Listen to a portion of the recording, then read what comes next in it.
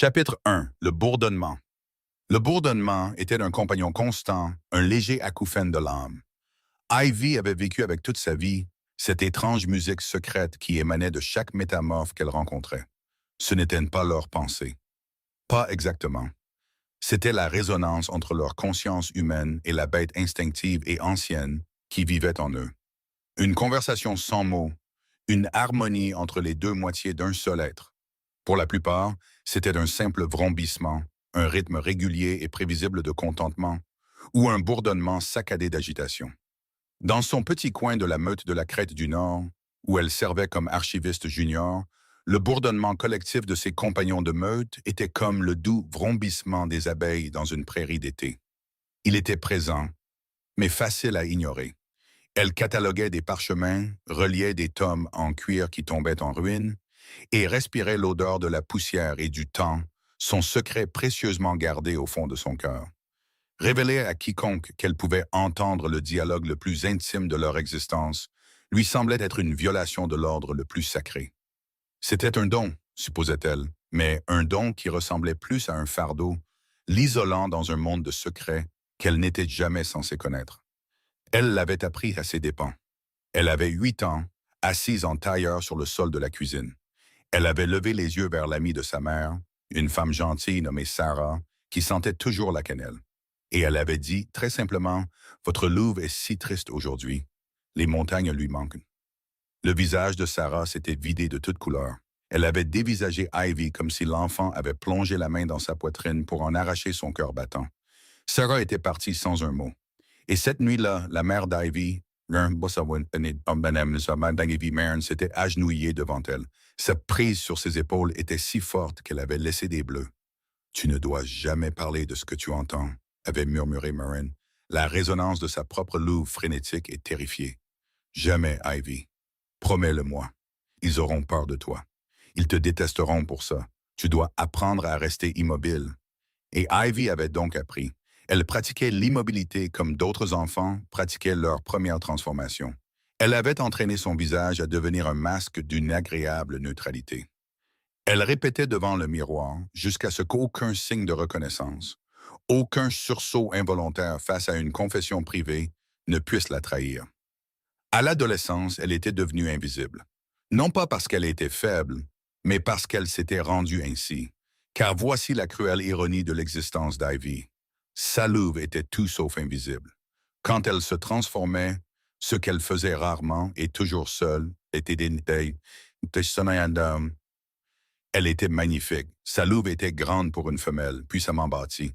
Son pelage avait la couleur de la terre riche et du cuivre bruni, qui captait la lumière comme un feu d'automne. Ses sens sous forme de louve étaient stupéfiants, plus aiguisés que n'importe quel pisteur de la meute, plus rapide que des loups de 2 fois son rang. La première et unique fois qu'elle s'était transformée pendant une course de meute, à l'adolescence. Les autres loups s'étaient arrêtés et l'avaient regardée, leur lien bourdonnant de choc et d'un soudain respect mal à l'aise. L'alpha Alistair lui-même l'avait observé avec des yeux plissés et évaluateurs. Cela l'avait terrifiée, car l'attention était la seule chose qu'elle ne pouvait pas se permettre. L'attention signifiait l'examen. L'examen signifiait des questions, et les questions menaient à la seule réponse qu'elle ne pourrait jamais donner. S'il remarquait sa louve, il la surveillerait de plus près. S'il la surveillait de plus près, il pourrait remarquer la façon dont ses yeux suivaient parfois une conversation qui n'était pas parlée à voix haute. La façon dont elle sursautait quand un lien hurlait de douleur. La façon dont elle savait des choses qu'elle n'aurait pas dû savoir. Alors, elle avait enterré sa louve. Pas littéralement. La bête était toujours là, une présence chaude et constante en elle, patiente et compréhensive d'une manière qui faisait souffrir Ivy de culpabilité. Mais elle a arrêté de se transformer. Elle a arrêté de courir. Ou elle s'est portée volontaire pour les archives, le coin le plus poussiéreux et le plus oublié de la meute, là où personne ne penserait à chercher une louve d'une quelconque importance. Elle portait des pouls trop grands, gardait ses cheveux devant son visage et a perfectionné l'art de n'être personne. La meute s'est pliée à son jeu. Ils voyaient ce qu'elle leur montrait. Une file calme et livresque qui préférait les parchemins aux chasses, qui se fondait dans le décor à chaque rassemblement. Une louve qui ne se transformait jamais, dont le rang était si bas qu'il ne valait pas la peine d'être suivi. Il supposait qu'elle était faible. Elle les laissait faire. Déesse, c'était solitaire. C'était solitaire. Elle connaissait les peurs les plus profondes et les jouets privés de chaque membre de la meute. Et aucun d'entre eux ne connaissait son nom sans qu'on le leur rappelle. Elle vivait dans un monde d'intimité surprise, entourée de connexions qu'elle ne pourrait jamais partager.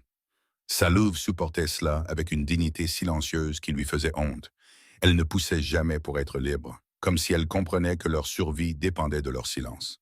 Elle était Ivy, la fille silencieuse des archives, sous-estimée et ignorée, exactement comme elle en avait besoin. Chapitre 2. L'arrivée du roi. La nouvelle de l'arrivée du roi Alpha envoya un frémissement à travers le bourdonnement collectif de la meute. Le doux vrombissement se transforma en un rugissement anxieux et excité. Le roi Alpha Roman Volkov, souverain de toutes les meutes, arrivait. C'était une légende, un loup d'une puissance immense. Son règne avait apporté une paix tendue mais respectée au territoire. Son nom seul portait le poids de 100 batailles menées et gagnées. Une lignée de rois remontant à la fondation des premiers pactes. Il venait à la crête du Nord pour un sommet stratégique. Une réunion d'alpha pour faire face à une menace croissante du monde humain. Pour Ivy, la nouvelle provoqua une pointe de pure terreur. La résonance d'un alpha normal était déjà un battement de tambour fort et autoritaire dans son esprit. Celle du roi alpha serait une symphonie, écrasante et impossible à ignorer. Son alpha, un homme sévère mais juste nommé Alistair, lui avait confié un projet monumental. Préparer un bureau privé pour le roi et rassembler tous les documents historiques relatifs aux traités et conflits entre humains et métamorphes.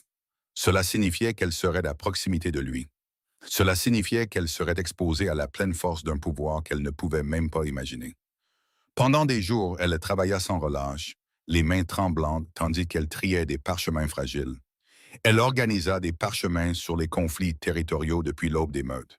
Elle dépoussiéra des récits reliés en cuir de la dernière grande trahison, quand une faction humaine avait failli les exposer au monde. Chaque document semblait lourd d'une histoire qui était soudainement et terriblement pertinente. Le bourdonnement de sa propre meute devenait plus fort. Un orchestre frénétique d'anxiété et d'anticipation qui lui donnait un mal de tête constant. Elle ne trouvait du réconfort que dans le silence profond des niveaux les plus bas des archives. Là, les épais murs de pierre semblaient assourdir le bruit. Elle n'était plus qu'avec la chaleur tranquille de sa propre louve, une présence patiente et constante, comme un feu de camp dans une forêt sombre. Un soir, au plus profond des rayons à accès restreint, elle tomba sur quelque chose qui la fit s'arrêter. C'était un parchemin en ruine, plus ancien que tout ce qu'elle avait catalogué auparavant. Il était écrit dans un dialecte si archaïque qu'elle pouvait à peine le déchiffrer. L'entête disait « Sur les parleurs de liens des anciennes meutes ». Ses doigts tremblaient en le déroulant. La majeure partie du texte était trop endommagée pour être lue, rongée par le temps et l'humidité. Mais des fragments lui sautèrent aux yeux, ceux dont les loups se tournaient vers l'intérieur, canalisant la force de la transformation dans l'ouïe sacrée. On les appelait les résonances, les oreilles de l'alpha, les gardiens de la vérité. Leurs loups parmi les plus puissants, car l'énergie de la bête n'était pas diminuée, mais redirigée.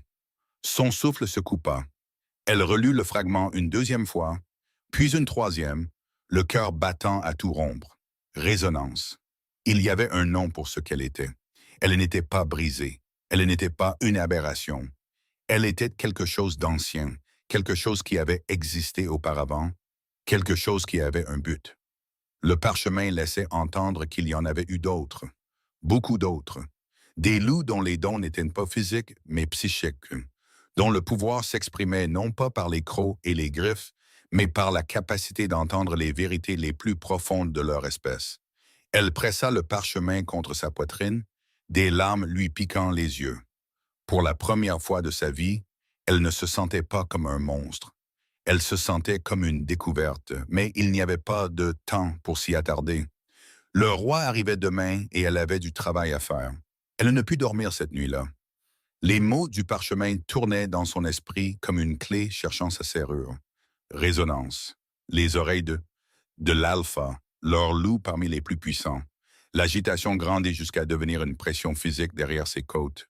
Une douleur familière qu'elle avait appris à endurer comme d'autres, endurant une douleur chronique. Toujours là, toujours gérable, jamais partie. Sa louve s'agita, levant sa grande tête de l'endroit où elle reposait dans les espaces profonds de son être. Elle pressa contre les murs de sa retenue avec une douce poussée interrogatrice. S'il te plaît, ce n'était pas une exigence, sa louve n'exigeait jamais. C'est ce qui rendait les choses bien pires. Ivy pressa son visage contre son oreiller et resta immobile, comptant ses respirations comme sa mère le lui avait appris. 1, 2, 3. Mais les mots du parchemin étaient toujours là, brillant derrière ses paupières comme des braises, leur loup parmi les plus puissants.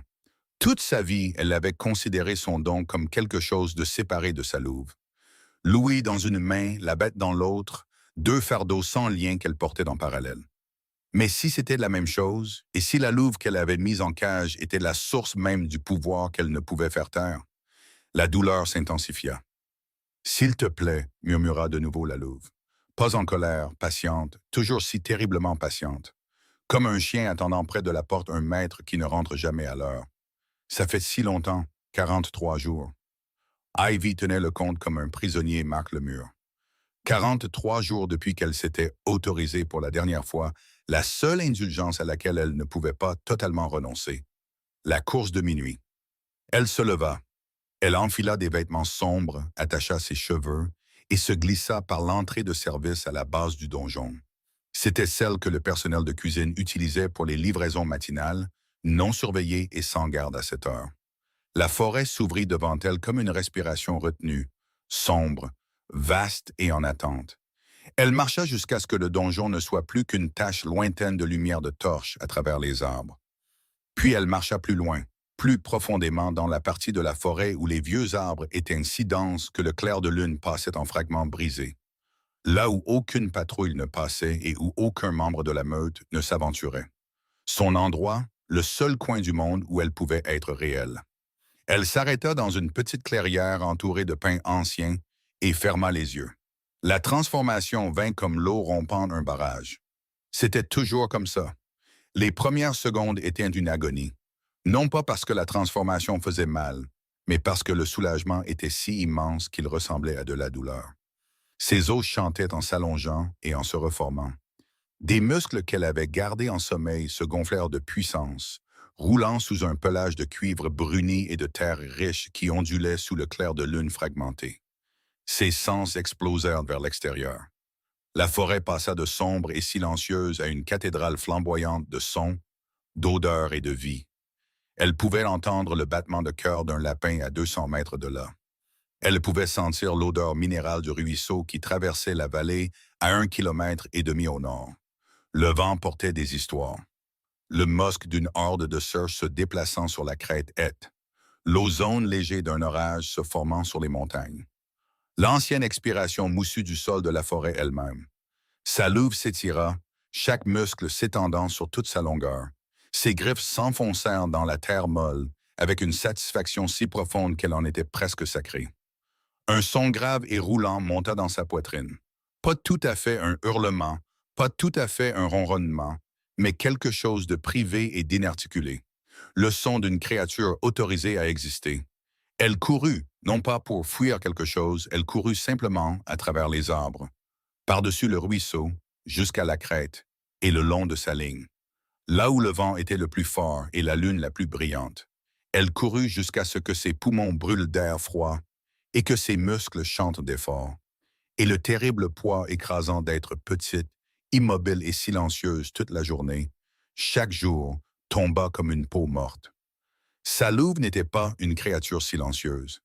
Elle était féroce, rapide, joyeuse et furieuse. Furieuse contre la cage, furieuse de se cacher, furieuse du gâchis de ce qu'elles étaient. Mais la fureur n'était jamais dirigée contre la vie. Elle était dirigée contre le monde qui avait rendu la cage nécessaire. Sa louve comprenait. Elle avait toujours compris. Et cette compréhension était de la partie la plus cruelle, car cela signifiait que la bête supportait son emprisonnement non pas avec ressentiment, mais avec amour. Et l'amour était tellement plus difficile à porter que la colère. Elle s'arrêta au sommet de la crête, haletante, et regarda le donjon en contrebas. Une dispersion de lumière chaude dans la vallée sombre. Demain, le roi Alpha arriverait. Demain, elle mettrait son masque et son pull trop grand. Elle traînerait des pieds dans les archives, les yeux baissés, sa louve enfermée et son don pressé contre sa poitrine comme une chose volée. Mais ce soir, pour cette seule heure, elle était ce qu'elle était vraiment. Une louve d'une puissance stupéfiante et d'une sensibilité impossible. Debout sur une crête au clair de lune, plus vivante que quiconque dans ce donjon ne le croirait jamais. Sa louve tourna sa grande tête vers la lune et inspira. « Merci », dit-elle, silencieuse, reconnaissante, déchirante. Ivy sentit la piqûre familière derrière ses yeux, une émotion humaine transparaissant à travers la forme de la louve de cette manière étrange, qui n'arrivait que lorsque ses deux moitiés étaient parfaitement alignées. « Je suis désolée, répondit-elle, la même chose qu'elle disait à chaque fois. « Je suis désolée que ça doive être comme ça. » La louve ne répondit pas. Elle n'en avait pas besoin. Les excuses étaient acceptées comme elles l'étaient toujours. Avec une patience qui ressemblait à du pardon et une endurance qui ressemblait à de la grâce. Elle fit demi-tour et courut vers le donjon, laissant la transformation s'estomper en atteignant la lisière des arbres. La transformation de louve en humaine était la partie difficile, pas physiquement, mais émotionnellement. C'était comme plier quelque chose de vaste et de lumineux dans une boîte beaucoup trop petite. Elle pouvait sentir sa louve se réinstaller dans son coin tranquille, se recroquer vivante dans les espèces profondes de son être, acceptant la cage avec une dignité qui lui donnait envie de crier. Elle se glissa de nouveau par l'entrée de service, ses vêtements humides de rosée, ses cheveux en désordre. Son cœur souffrait du chagrin familier et compliqué d'une femme qui devait choisir entre être vue et d'être en sécurité. Elle choisissait la sécurité. Elle choisissait toujours la sécurité. Elle n'était juste pas sûre de pouvoir le supporter encore longtemps. La nuit avant son arrivée, elle se tenait à la petite fenêtre de sa chambre, regardant les pins baignés de lune. Une prière quitta ses lèvres. Pas à la déesse de la lune qui lui avait donné ce don déroutant, mais aux esprits silencieux qui résidaient dans les bois profonds. Faites que je sois invisible. Faites que je sois silencieuse. Faites qu'il ne me voie pas du tout. C'était la seule défense qu'elle avait. Chapitre 3, la rencontre. Il n'arriva pas avec une procession tonitruante, mais avec la quiétude mortelle d'un prédateur à l'affût. Ivy était dans le bureau désigné, arrangeant une dernière pile de parchemins sur une table en chêne massif. Quand la porte s'ouvrit, deux gardes, bâtis comme des montagnes, entrèrent. Leur présence doubla instantanément le volume du bourdonnement psychique dans la pièce. Leur loup était discipliné, vif et concentré. Une paire de battements de tambour assortit. Et puis il entra. Le monde ne devint pas simplement silencieux. Il fut consumé. Le bourdonnement des gardes, de la meute, du monde entier fut englouti par une vague de sons singulière et assourdissante. Elle déferla sur Ivy, lui coupant le souffle. Ce n'était pas du bruit, c'était une voix. Une voix claire, articulée et absolument foudroyante qui fleurit dans son esprit, si forte et si proche qu'elle semblait être la sienne. Âme sœur. Le mot fut un coup physique, une corde dorée et résonnante qui vibra à travers chaque os de son corps. Le regard d'Ivy se leva brusquement du parchemin dans ses mains et rencontra le sien. Le roi Alpha Roman Volkov était plus imposant que ce que n'importe quelle histoire avait décrit. Il était grand et large d'épaules, avec un air d'autorité absolue qui était une force tangible dans la pièce. Ses cheveux sombres étaient coiffés en arrière, dégageant un visage qui semblait taillé dans le granit. Des traits durs, une mâchoire forte ombrée d'une barbe naissante, et des yeux de la couleur d'un lac gelé en hiver. Ses yeux étaient fixés sur elle, et pendant une fraction de seconde, le masque du commandement vacilla. Il fut remplacé par un choc brut et sans défense qui reflétait le cri de son loup. La voilà, ici, notre âme sœur. La voix de son loup était un grondement grave et émerveillé, rempli d'une révérence qui arrêta le cœur d'Ivy. Mais aussi vite qu'il était apparu, le choc sur le visage de Roman disparut. Il fut remplacé par un masque de pierre froide et impénétrable. Il lui fit un signe de tête bref et dédaigneux.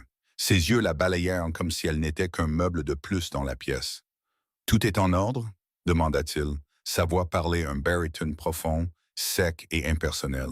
« Regarde ses yeux » plaida son loup, sa voix un murmure doux et intime au fond de son esprit. La couleur de la mousse après la pluie. Magnifique, si magnifique, notre autre moitié. Enfin. Les doigts d'Ivy s'engourdirent. Le parchemin qu'elle tenait glissa, se déroulant avec un doux sifflement sur le bois poli de la table. Elle se dépêcha de le rattraper, les joues brûlantes d'humiliation. Elle ne pouvait pas le regarder. Si elle le regardait, il verrait qu'elle pouvait entendre l'adoration dans son âme. Et la terreur de cette possibilité était suffocante. Oui, Votre Majesté, réussit-elle à souffler, sa propre voix faible et mal assurée. Tout est préparé comme vous l'avez demandé. Elle garda les yeux baissés, se concentrant sur l'écriture ancienne du parchemin, priant pour qu'il la congédie, priant pour qu'il parte. Mais il ne le fit pas. Il marcha lentement autour de la table. Sa présence était un poids lourd, son odeur de pain et de givre d'hiver remplissant le petit espace. Son loup était une tempête frénétique et joyeuse dans sa tête. Elle est parfaite, petite et féroce. Tu le sens? Sa louve est forte, plus forte qu'elle ne le montre. Va vers elle, touche-la, revendique-la. Et puis un autre son, une résonance plus profonde, plus familière. C'était le côté humain de Roman, une poussée silencieuse et puissante contre la marée de son loup. Contrôle. Nous avons besoin de contrôle. Ce n'est pas le moment. Le devoir d'abord. La dispute interne était un affrontement violent, une guerre silencieuse menée à l'intérieur de l'homme se tenant à quelques mètres d'elle. Pour le monde extérieur, il était l'image même de l'autorité calme. Pour Ivy, il était un champ de bataille. Elle devait sortir. S'il n'y a rien d'autre, Votre Majesté, je vais prendre congé, dit-elle, sa voix à peine un murmure. Il arrêta de faire les 100 pas et la regarda de nouveau. Son visage était illisible, ses yeux pâles d'hiver ne trahissaient rien. Mais son loup gémit. Non, ne la laisse pas partir. Pas encore. Restez, ordonna Roman, sa voix plate. J'aurai peut-être des questions sur les archives. On aura besoin de vous. Le mot était un ordre, adouci par une attention qu'elle était sûre que personne d'autre ne pouvait percevoir. C'était le roi exigeant l'obéissance d'un sujet, mais c'était le loup suppliant son âme sœur de rester. Le cœur d'Ivy martelait ses côtes. Elle fit un petit signe de tête saccadée, incapable de parler. Elle était piégée.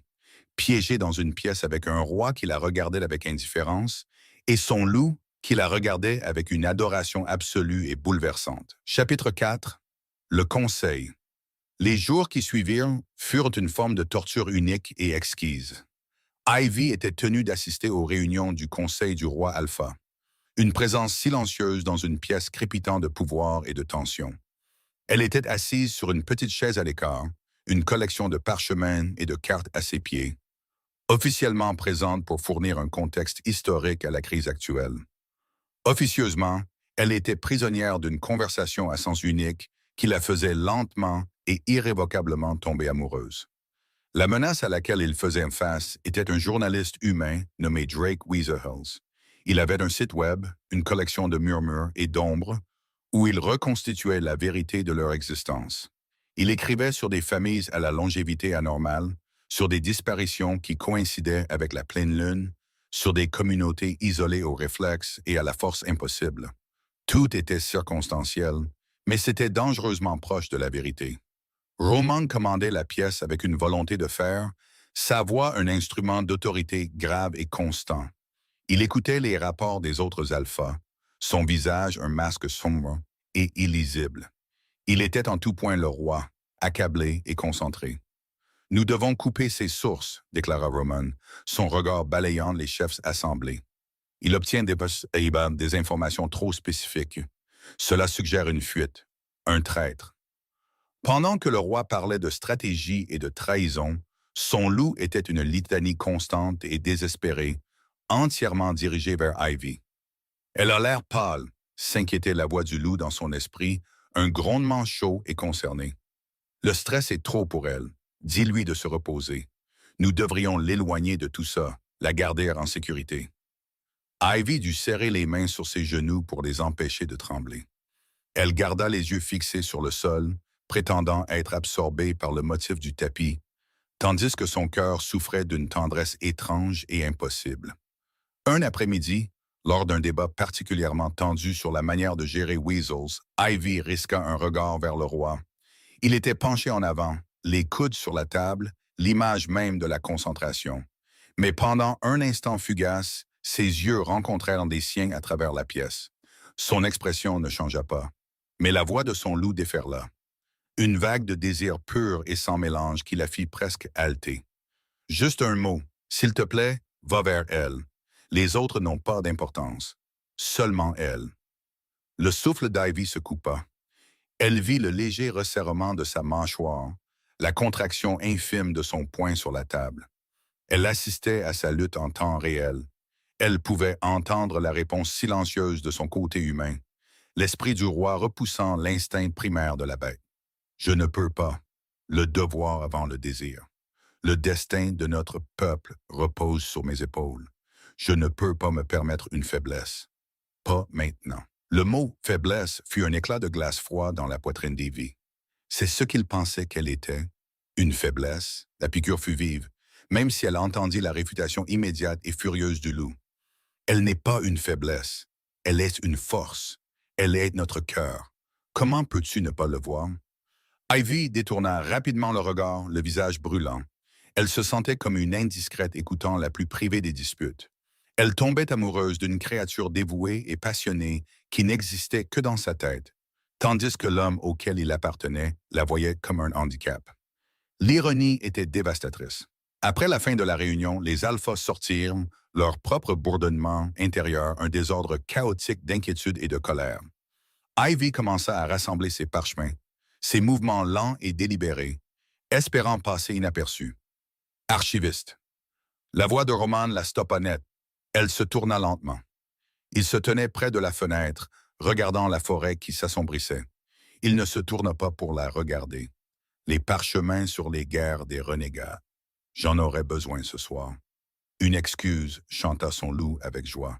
Une excuse intelligente pour la revoir. Bien sûr, votre majesté, murmura Ivy, son cœur battant d'une agitation frénétique et pleine d'espoir. Je les apporterai à votre bureau privé. Il fit un signe de tête bref, toujours sans la regarder. Faites-le. Puis il disparut, laissant Ivy seule dans la pièce silencieuse, l'écho de la joie de son loup résonnant encore à ses oreilles. Elle pressa une main sur sa poitrine, essayant de calmer les battements sauvages de son cœur. Elle était dans de beaux draps. Elle tombait amoureuse d'une conversation, d'une voix que seule elle pouvait entendre. Et c'était un amour qui ne pourrait jamais, jamais être retourné. Chapitre 5. La guerre du roi. Dès l'instant où Roman était entré dans ce bureau poussiéreux et que ses yeux s'étaient posés sur la petite archiviste sans prétention, son monde avait basculé sur son axe. Le lien d'âme-sœur, une chose de légende et de murmure qu'il avait commencé à croire être un mythe, l'avait frappé avec la force d'un coup physique. Son loup, une créature de discipline et de contrôle, forgée par une vie de devoir, était devenu une bête sauvage et hurlante, uniquement concentrée sur une seule femme, Ivy. Son nom était un refrain constant dans son esprit, une prière que son loup murmurait à chaque battement de son cœur. Elle était à lui, son autre moitié, la pièce manquante de son âme qu'il ne savait même pas qu'il cherchait. Et il devait prétendre qu'il ne ressentait rien. Il était le roi alpha. Sa vie ne lui appartenait pas. Il se tenait devant son peuple comme un symbole de force, de résolution inébranlable. Les meutes étaient sur le fil du rasoir. La menace d'être exposé par cet humain, Drake Weasels, était plus réelle qu'elle ne l'avait été depuis un siècle. Ils se tournaient vers lui pour obtenir des conseils, une stratégie pour assurer leur survie. Que penseraient-ils si leur roi, en ce moment de crise, était soudainement consumé par une nouvelle âme sœur?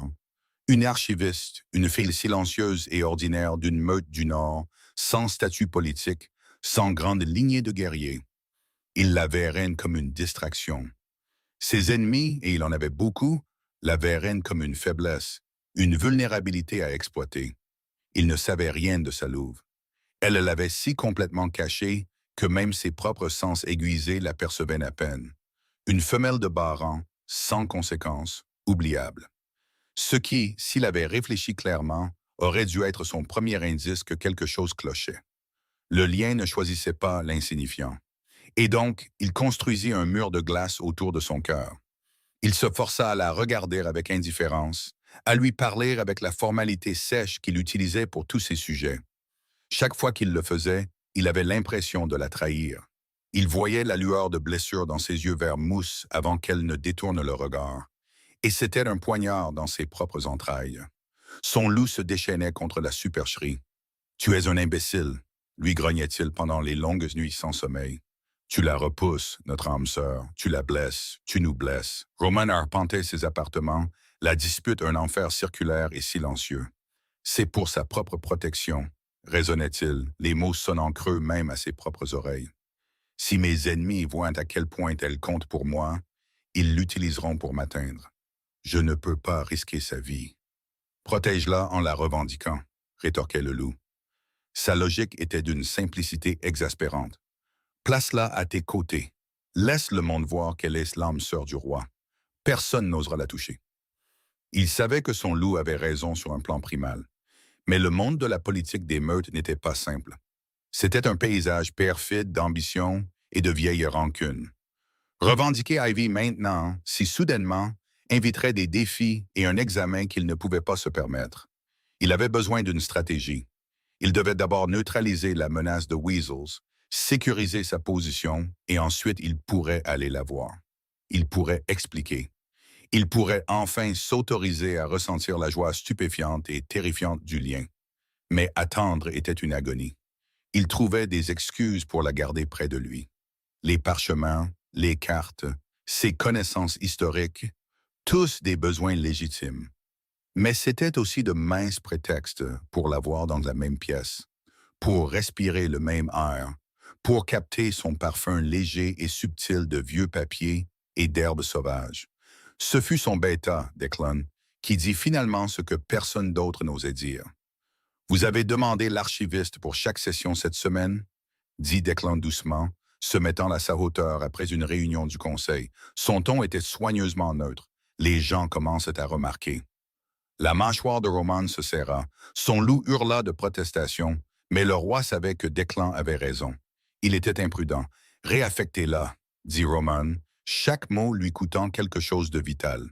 « Renvoyez-la aux archives inférieures.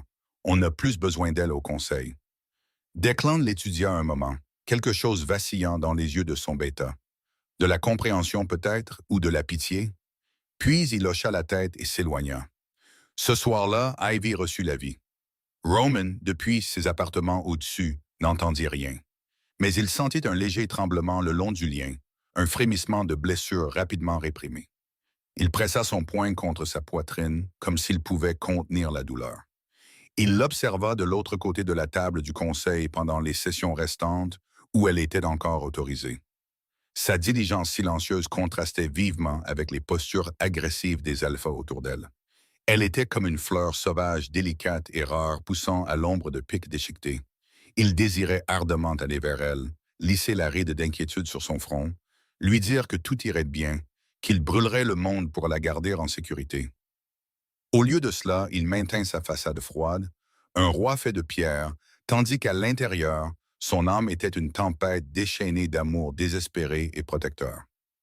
Il devait juste tenir un peu plus longtemps.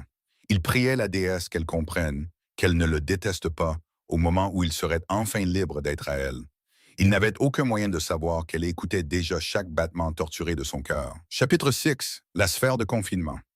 L'artefact était une petite sphère d'argent sans prétention, répertoriée dans les archives comme une sphère de confinement de l'âge de la discorde. Elle était censée être inerte, une relique d'une guerre oubliée. Malgré sa réaffectation du conseil, Ivy avait été rappelée pour une tâche spécifique. Montrer à Roman une carte détaillant les anciennes routes de patrouille autour de leur territoire, des routes antérieures à toute étude moderne. Personne d'autre ne connaissait assez bien la disposition des archives pour la localiser. Le roi se tenait plus près que d'habitude, son épaule frôlant presque la sienne alors qu'il se penchait sur la table. La proximité la rendait étourdie. Son loup était un moteur ronronnant de contentement dans sa tête, un contraste frappant avec la crispation de sa mâchoire. Si près. Son odeur est tout. La maison. Sans réfléchir, Ivy attrapa une loupe pour lui montrer un détail effacé sur la carte et sa main frôla la sphère d'argent. Un faible bourdonnement vibra à travers la table et un mur scintillant de lumière bleue enveloppa instantanément la pièce, les scellant à l'intérieur. La porte disparut derrière la barrière translucide. Les fenêtres donnant sur la forêt avaient disparu. Ils étaient piégés.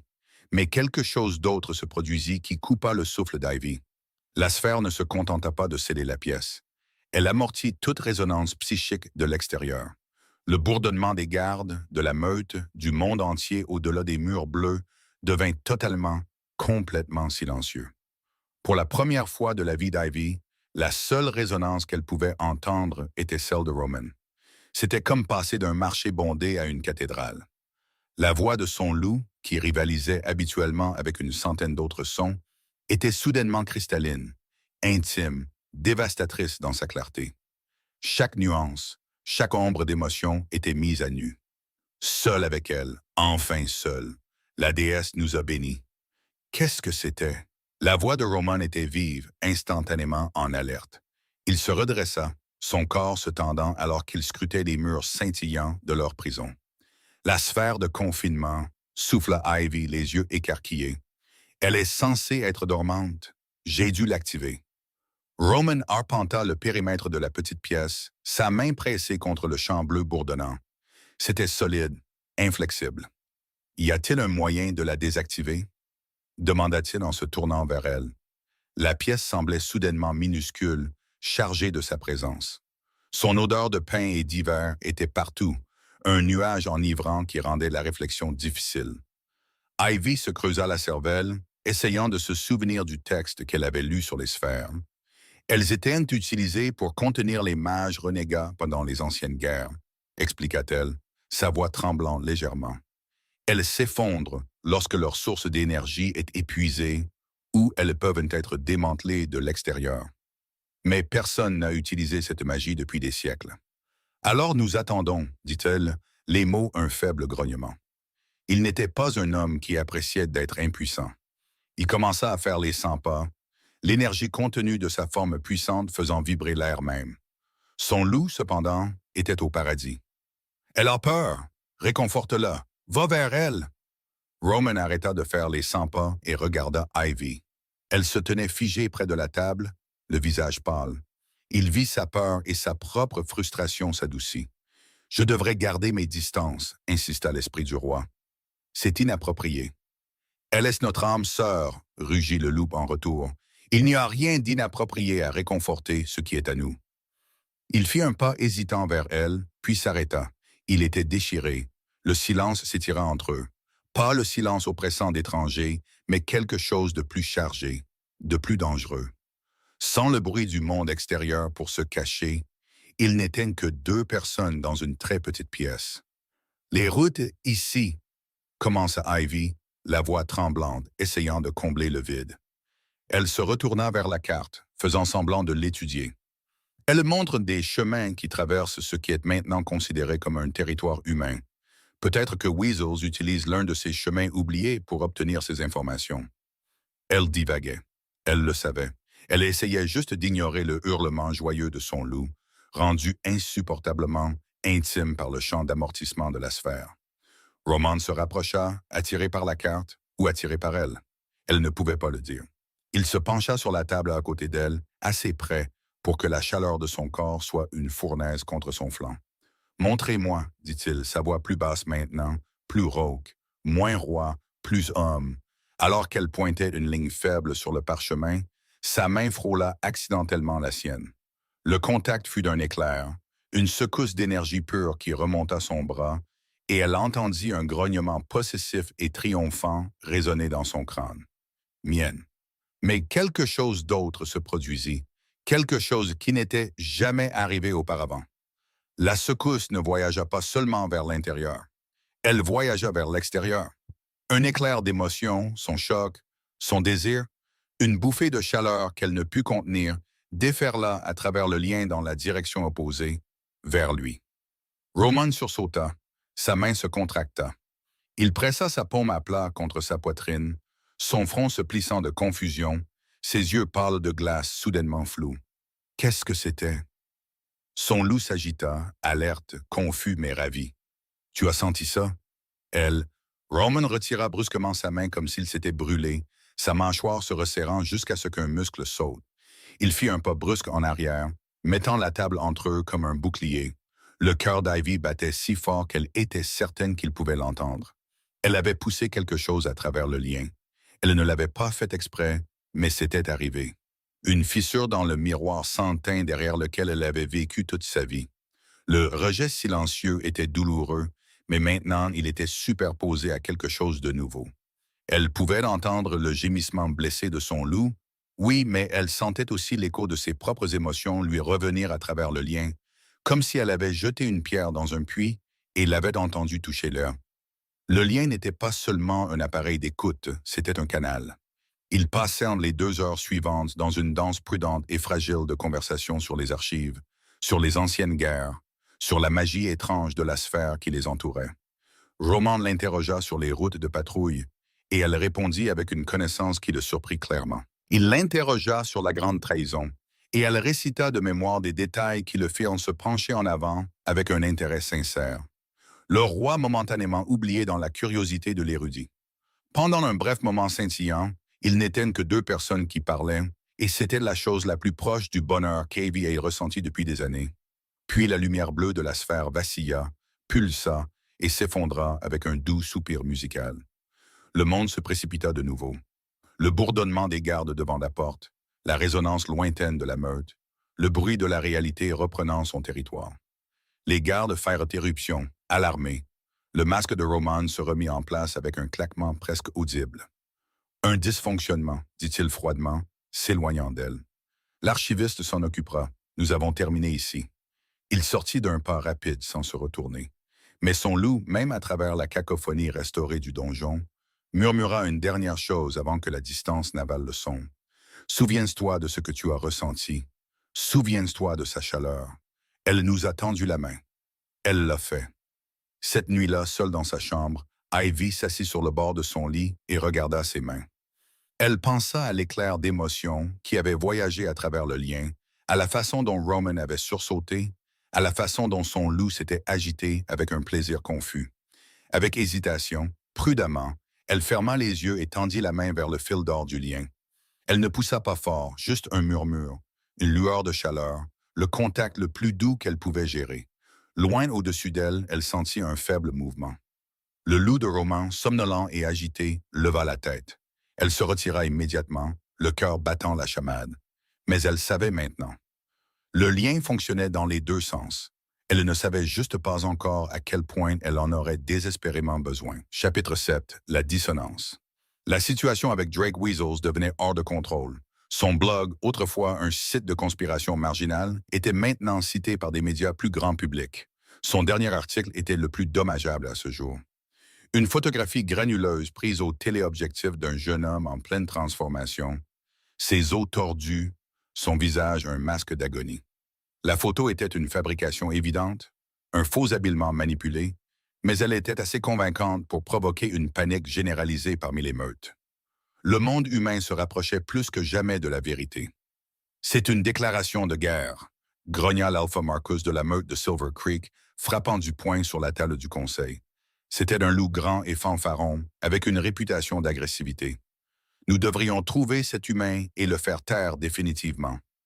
Un murmure d'approbation parcourut la pièce. La peur les rendait imprudents. Alors que le poing de Marcus s'abattait sur la table, quelque chose changea à l'intérieur d'Ivy. Ce n'est pas le son qui l'a déclenché. C'était la résonance en dessous. Le loup réprimé de Marcus laissait fuir de l'agression à travers les fissures de sa muselière chimique. Et cette agression frappa les sens d'Ivy comme une bouffée de chaleur d'un four ouvert. Mais pire encore, c'était ce qui l'accompagnait. Une intention prédatrice sombre, dirigée non pas contre Weasels, non pas contre le monde humain, mais vers l'intérieur, vers la meute, vers eux. Les pouvaient le sentir. Une malice enroulée cachée sous la fanfaronnade, visant les personnes mêmes qu'il prétendait protéger. Sa louve réagit avant qu'elle ne puisse l'arrêter. Une vague de fureur protectrice, brute, volcanique, complètement involontaire, jaillit de l'endroit où elle gardait sa bête contenue. Elle s'écrasa contre sa retenue comme une vague contre une digue, et pendant un battement de cœur terrifiant, le mur se fissura.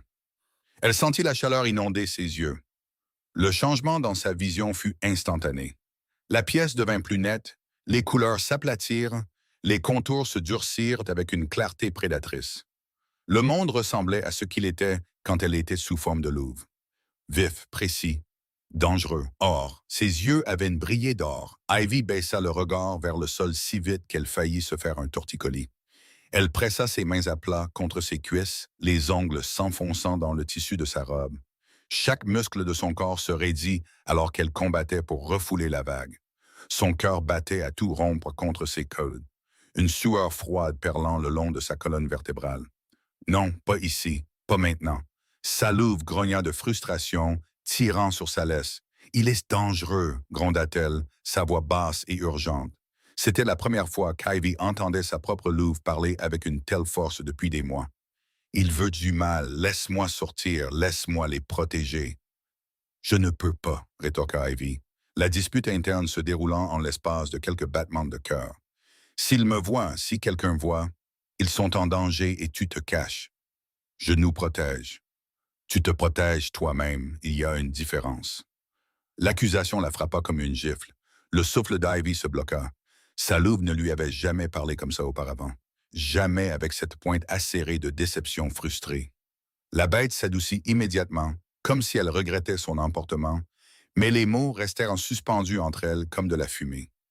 Ivy força sa respiration à se calmer. Inspirée par le nez, expirée par la bouche, elle compta les fils du tapis sous ses pieds.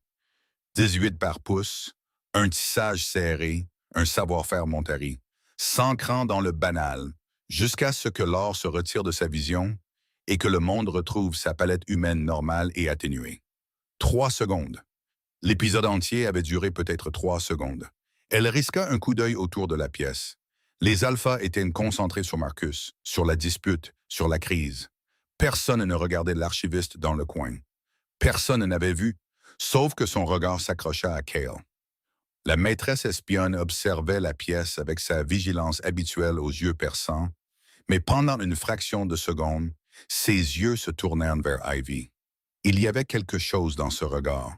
Pas de la suspicion exactement, mais de l'attention. Le regard d'une femme qui avait remarqué un mouvement dans sa vision périphérique et l'avait classé. Le sang d'Ivy se glaça. Elle baissa les yeux sur ses parchemins, ses mains tremblant sur ses genoux, et força son expression à prendre le vide placide qu'elle avait répété depuis l'enfance.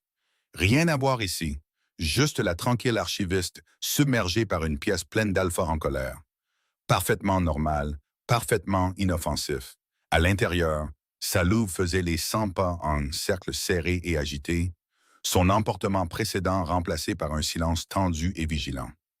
« Je suis désolé, dit-elle finalement, sa voix soumise. « Je sais, répondit Ivy. « Moi, oui aussi. » Elles savaient toutes les deux ce que l'autre voulait dire. Elles étaient toutes les deux désolées, et elles avaient toutes les deux raison. Et il n'y avait pas de résolution qui ne se termine pas par quelqu'un de blessé. C'était la même équation impossible dans laquelle elles étaient piégées depuis qu'Ivy avait 8 ans, assise sur le sol d'une cuisine, apprenant pour la première fois que ce qu'elle était avait un prix qu'elle paierait pour le reste de sa vie. La violence ne fera que confirmer ses théories. Contra Roman, sa voix un grondement grave et autoritaire qui calma instantanément la dissidence montante. Cela fera de nous les monstres qu'il prétend que nous sommes. Nous devons trouver sa source, le traître qui lui fournit ces informations. C'est notre priorité. Ivy, bien que n'étant plus assignée au conseil, avait été convoquée spécifiquement pour cette session. La maîtresse espionne de Roman, Cale, vérifiait la loyauté de chaque alpha depuis des semaines et n'avait rien trouvé. Cale avait demandé les connaissances de l'archiviste sur les précédents historiques de trahison interne. Et ainsi, Ivy se retrouva de retour dans son coin habituel, des parchemins à ses pieds, le cœur dans la gorge. Pendant que Roman parlait, elle laissa ses sens s'étendre au-delà de l'agitation encore frémissante de sa propre louve. Elle n'écoutait pas seulement les mots, elle écoutait la musique en dessous.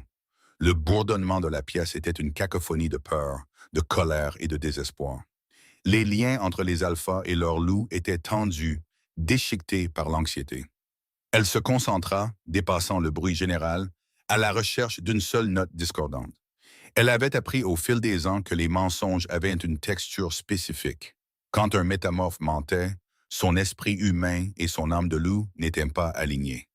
Cela créait une subtile dissonance grinçante dans leur résonance, comme une seule corde d'une harpe pincée de manière désaccordée. Ses sens balayaient dans les alphas.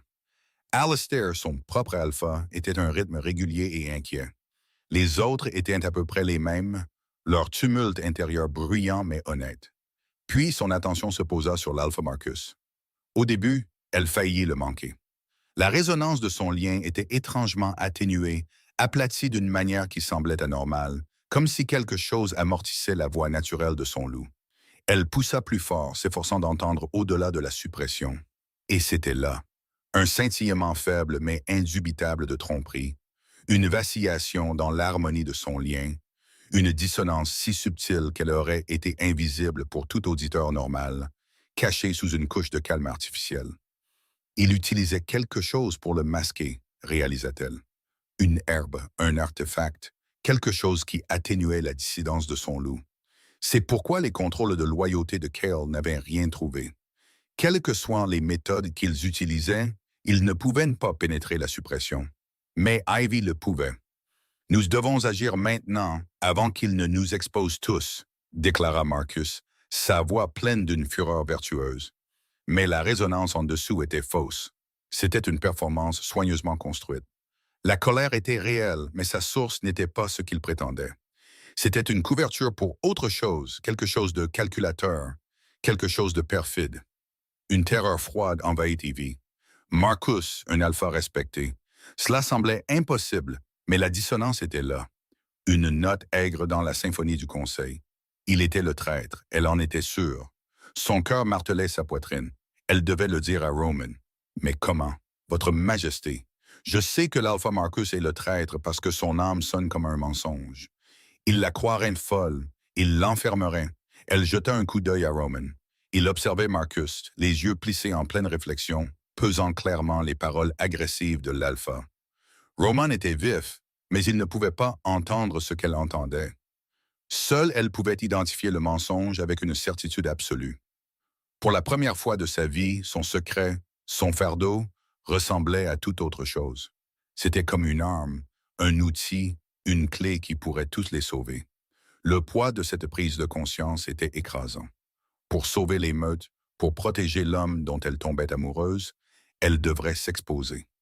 Elle devrait confesser son secret le plus profond et le plus gardé à une pièce pleine des loups les plus puissants du monde. Elle devrait admettre qu'elle avait écouté leurs âmes toute sa vie.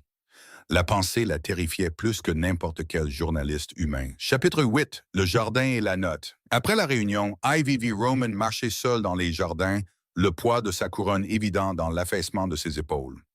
Le jardin de pierre était baigné dans la lumière ambrée mourante de la fin d'après-midi, projetant de longues ombres entre les haies et la fontaine. Son loup était calme pour une fois, un faible bourdonnement épuisé d'inquiétude mêlé à quelque chose qu'elle ne pouvait pas tout à fait nommer. Du désir? Du regret? Elle l'observa de derrière les treillages de roses alors qu'il s'arrêtait près de la fontaine, fixant l'eau comme s'il cherchait des réponses dans ses profondeurs. Ses mains étaient serrées à ses côtés, les muscles tendus d'une tension qu'elle pouvait sentir d'où elle se tenait. Elle savait qu'elle devrait le laisser à sa solitude, devrait laisser le puissant roi pleurer ses choix impossibles en privé. Mais elle ne le pouvait pas. Pas quand elle savait ce qui allait arriver. Pas quand la vérité brûlait en elle comme un charbon qu'elle ne pouvait plus contenir. Prenant une profonde et régulière inspiration, elle sortit de l'ombre. Le gravier sous ses pieds craqua doucement, et elle le vit se tendre. « Votre Majesté, dit-elle, sa voix petite mais claire. » Il se tourna et une lueur de surprise traversa ses traits avant d'être remplacée par son masque gardé habituel. Mais elle l'a attrapé. Ce moment de réaction brute, avant que les murs ne se dressent. Elle a attrapé la façon dont ses yeux cherchaient son visage. Désespéré, affamé, vulnérable. Puis c'était parti, enfermé. Archiviste. Juste ce mot, prononcé avec une formalité glaciale. Ça faisait mal, mais elle surmonta la douleur. « J'ai besoin de vous parler, dit-elle, ses mains se tordant dans les plis de sa robe. C'est à propos du traître, du conseil. » Ses yeux s'aiguisèrent, le roi faisant surface tout en affaires. « Que savez-vous? » Elle hésita, les mots se coinçant dans sa gorge. « Je ne peux pas expliquer comment je sais, commença-t-elle. Sa voix un murmure désespéré. « Mais vous devez être prudent. Méfiez-vous de l'Alpha Marcus. Quelque chose ne va pas chez lui. Son esprit et son loup ne sont pas en harmonie. S'il vous plaît, vous devez m'écouter. Je ne dirai jamais cela à la légère. Sa voix s'éleva légèrement, suppliante. Il y a quelque chose chez lui, quelque chose de perfide. J'en suis certaine. Roman la fixa, son expression illisible. Pendant un moment, elle crut voir une lueur de confiance dans ses yeux, mais ensuite le mur se referma, plus froid et plus impénétrable que jamais. Archiviste, dit-il, sa voix teintée d'une impatience lasse qui la transperça. Laissez les questions de sécurité aux guerriers et aux alphas. Votre préoccupation est notée, mais les accusations non fondées sont dangereuses. Tenez-vous-en à vos parchemins. Chaque mot était un coup précis et calculé. Il lui tourna le dos et s'éloigna, un roi congédiant un sujet insensé. Le renvoi public et insensible fut une gifle. Ivy resta figée, les mots durs résonnant dans le silence soudain du jardin. Il ne la croyait pas. Il l'avait rabrouée, humiliée, et le pire, pendant tout le temps qu'il parlait, son loup hurlait dans sa tête. Un torrent furieux et désespéré de protestations. Non, idiote, écoute-la. Elle sait. Elle essaie de nous aider. Excuse-toi. Retourne la voir. Mais Roman continua de marcher, les épaules rigides, disparaissant dans le crépuscule grandissant du donjon. La déconnexion entre l'homme et son loup n'avait jamais été aussi frappante, aussi douloureuse. Cette nuit-là, Ivy s'assit à son petit bureau et écrivit une note. Elle la garda brève, factuelle, dépourvue de tout ce qui pourrait l'identifier. L'Alpha Marcus porte un appareil humain. Il rencontre son contact après les événements formels. Elle est balcon inférieur. Surveillez-le pendant le prochain dîner. Son loup est réprimé. Ses contrôles de loyauté sont compromis. Elle la plia, la scella avec de la cire ordinaire et la glissa sous la porte du bureau privé de Roman au milieu de la nuit. Le lendemain matin, elle écouta de l'autre côté du donjon pendant que Roman la trouvait. Elle entendit son loup s'agiter avec intérêt. Mais l'esprit du roi était dédaigneux, méfiant. Des accusations anonymes concluent son côté humain. La pensée colorée d'un dédain froid. Une manœuvre politique. Quelqu'un essaie de m'utiliser contre Marcus. Ça sent la politique de faction. La note fut jetée. Il en parla lors du briefing du matin, presque nonchalamment. Je ne prendrai pas en compte les accusations anonymes, dit-il, son ton n'admettant aucune discussion. Si quelqu'un a des preuves contre un autre alpha, il peut me les apporter directement avec son nom. Kell, la maîtresse espionne, fronça les sourcils, mais ne dit rien. Le cœur d'Ivy se serra. Elle avait essayé la voie sûre. Elle avait essayé la voie directe. Les deux avaient échoué. Roman, brillant et têtu, et si concentré sur les menaces qu'il pouvait voir, avait rejeté les deux tentatives sans y penser à deux fois. Une nouvelle braise de détermination, inconnue jusqu'alors, commença à luire en elle. Très bien, si le roi ne voulait pas écouter, elle trouverait la preuve elle-même. Elle était anéantie. Mais elle ne serait pas brisée. Il l'avait sous-estimée. Tout le monde l'avait fait, toute sa vie.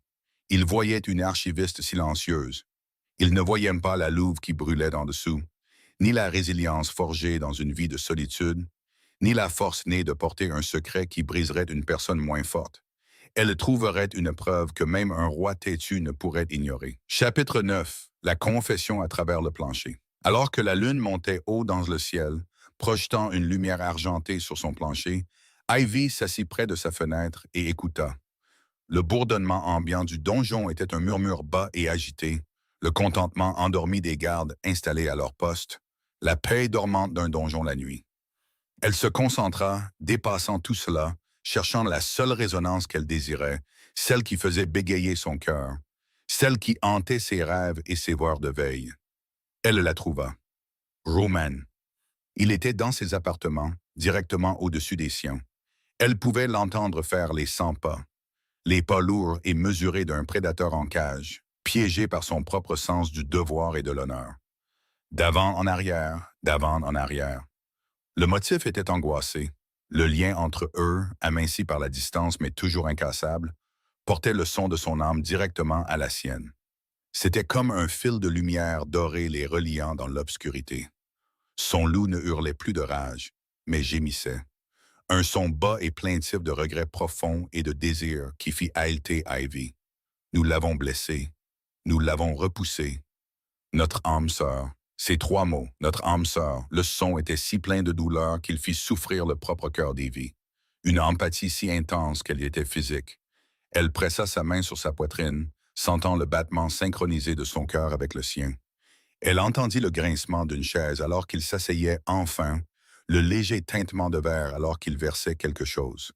Du vin, probablement, resté intact.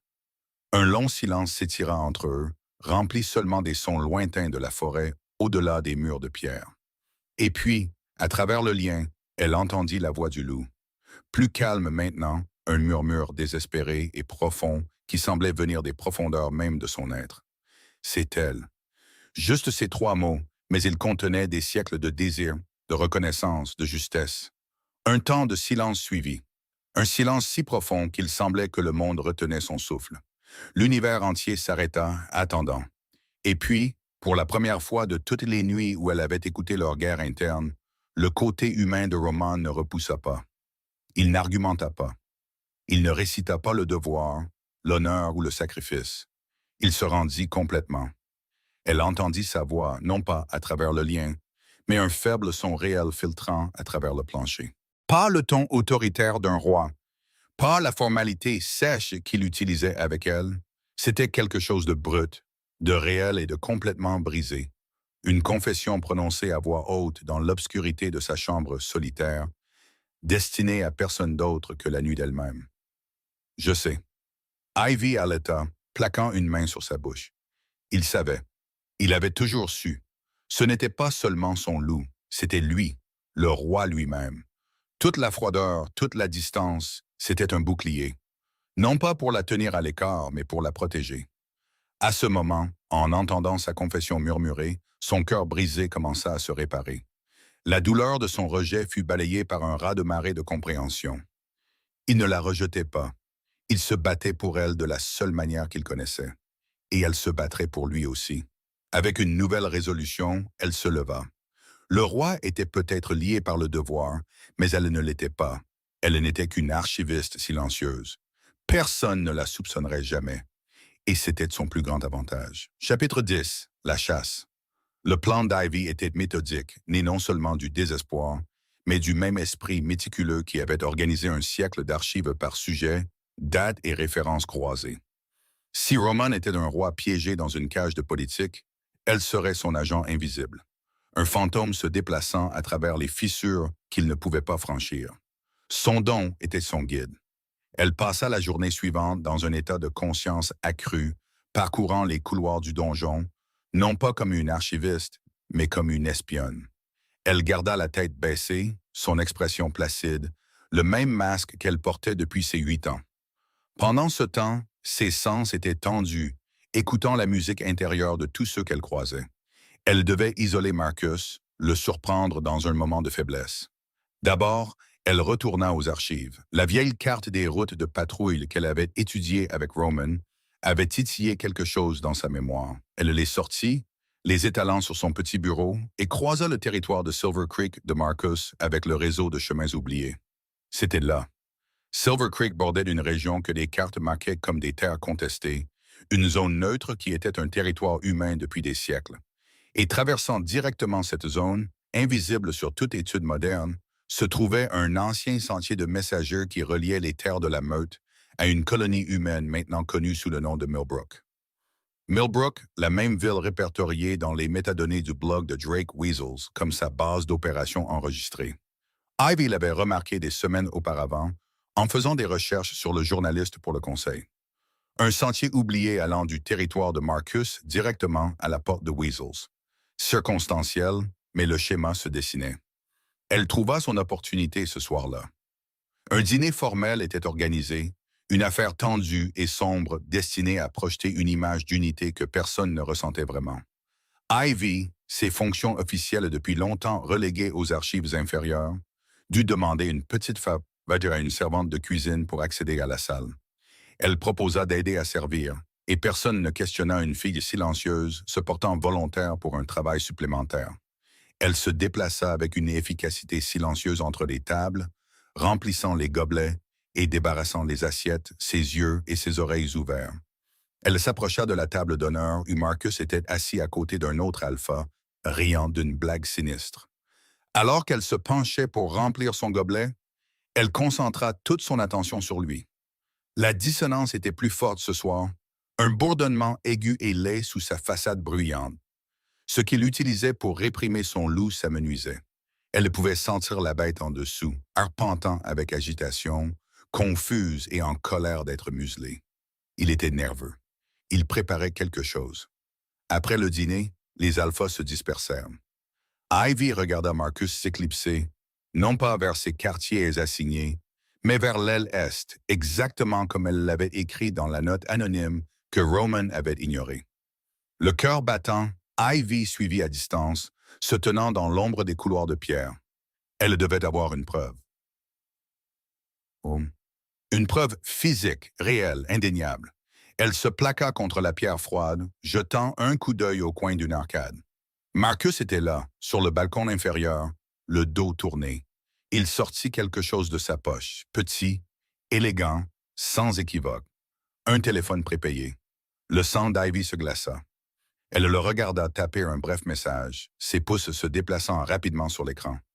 La lumière du téléphone illumina son visage juste un instant, et elle aperçut 2 lettres sur l'écran avant qu'il ne le remette dans sa poche. D.W. Drake Weasels. Il ne s'attarda pas. Il glissa le téléphone dans sa veste et se tourna pour partir. Ivy se pressa plus profondément dans l'ombre, retenant à peine sa respiration, et il passa devant elle sans un regard. La résonance étouffée de son loup frôla son esprit, agité, réprimé, comme une créature essayant de crier à travers un bâillon. Elle attendit que ses pas s'estompent complètement avant d'expirer. Elle avait le schéma, la connexion territoriale, le téléphone, les initiales. Mais elle avait besoin de plus. Elle avait besoin du genre de preuve qui ferait écouter un roi. Pendant les 2 jours suivants, elle traqua Marcus avec la patience d'un prédateur et l'invisibilité d'un fantôme. Elle nota ses mouvements, ses réunions, les moments où il disparaissait. Elle écouta son lien, cartographiant les fluctuations de sa suppression. Elle était plus faible tôt le matin, découvrit-elle, lorsque la substance qu'il utilisait s'estompait pendant la nuit. Et lors d'un de ces matins, cachée dans un couloir de service près de ses quartiers, elle l'entendit clairement à travers la suppression amincie. Son loup, groggy et en détresse, gémissant un fragment qu'elle n'était pas censée entendre. La nouvelle lune, le rituel. Il veut des caméras là-bas, des familles. Les enfants se transformeront pour la première fois. Les pensées du loup étaient décousues, confuses, horrifiées par ce que sa moitié humaine planifiait, mais incapable de se battre à travers le brouillard chimique. C'était comme entendre un prisonnier frapper contre une porte verrouillée. Une prise de conscience froide et horrifiante se cristallisa dans l'esprit d'Ivy. Marcus ne se contentait pas de divulguer des informations. Il prévoyait de mener le monde humain directement à l'une de leurs cérémonies les plus sacrées et vulnérables. Ce serait un massacre d'exposition. Des familles, des enfants qui n'avaient pas encore appris à contrôler leur transformation, pris en photo dans leur moment le plus privé, le plus sacré. Il vendait toute son espèce pour une promesse de quelque chose. Pouvoir, argent, immunité, d'un humain qui les méprisait. La rage, froide et pure, brûla la peur d'Ivy. Elle en avait assez, le schéma, le téléphone, la connexion territoriale, le fragment intercepté. Ensemble, ils peignaient une image indéniable. Elle avait juste besoin d'une dernière pièce, le téléphone lui-même. Une preuve physique que même le roi le plus têtu de l'histoire ne pourrait rejeter. Chapitre 11. La poursuite. Ivy savait qu'elle prenait un risque qui frisait la folie, mais elle savait aussi que Marcus détruirait le téléphone au moment où il sentirait la moindre pression. Elle avait une seule chance. Elle choisit la nuit de la session de stratégie de la nouvelle lune, la réunion même où le conseil finaliserait la sécurité pour la cérémonie que Marcus prévoyait de trahir. L'ironie était assez vive pour couper. Elle se positionna dans le couloir de l'aile est avant la fin de la réunion, cachée dans une alcôve qu'elle avait découverte pendant ses jours de surveillance. Si Marcus suivait son schéma, il s'éclipserait après la session pour envoyer sa mise à jour. Elle attendit. Son cœur battait si fort à ses propres oreilles qu'elle était certaine que les murs de pierre pouvaient l'entendre. La réunion se termina, des pas se dispersèrent dans le donjon, et voilà Marcus, seul, se déplaçant avec une désinvolture étudiée vers le balcon inférieur. Il passa à quelques mètres d'elle, assez près pour que son lien réprimé frôle ses sens comme du papier de verre. Elle suivit. Il était plus rapide cette fois, clairement anxieux. Il sortit le téléphone avant même d'atteindre le balcon, tapant en marchant. Il sortit à l'air de la nuit et pressa le téléphone contre son oreille. « C'est confirmé », murmura-t-il, sa voix basse et vicieuse. Le rituel de la nouvelle lune dans 3 nuits, le cercle sacré dans le voile du Nord. Je m'assurerai que le périmètre était en sous-effectif. Mettez vos gens en position. Il fit une pause, écoutant. Il soupçonne une fuite, mais il n'a aucune preuve. Sa maîtresse espionne poursuit des ombres. Encore une semaine et ça n'aura plus d'importance. Une fois que les images seront diffusées, les meutes se fractureront. Et dans le chaos, je serai prêt. L'esprit d'Ivy s'emballa. Prête pour quoi? Un coup d'État? Une alliance avec les humains? Mais elle se força à se concentrer. Elle avait besoin de ce téléphone. Marcus termina l'appel et glissa le téléphone dans la poche intérieure de sa veste, qu'il drapa sur la balustrade du balcon pendant qu'il s'appuyait contre la pierre et fixait l'obscurité. Les yeux d'Ivy se fixèrent sur la veste. Elle était à 1 mètre d'elle, séparée par un filet de clair de lune et la marge infime entre le courage et le suicide.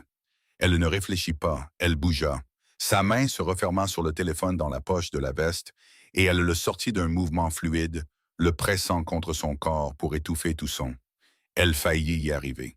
Une pierre se déroba sous son talon. Un minuscule grattement de cuir sur du gravier qui, dans le vaste silence de la nuit, sonna comme une cloche. Marcus se retourna, ses yeux brillants d'or se fixèrent sur elle, sur le téléphone, serré contre sa poitrine. Pendant une fraction de seconde, ils se regardèrent. Son visage était un masque de choc. Le sien était de pure terreur.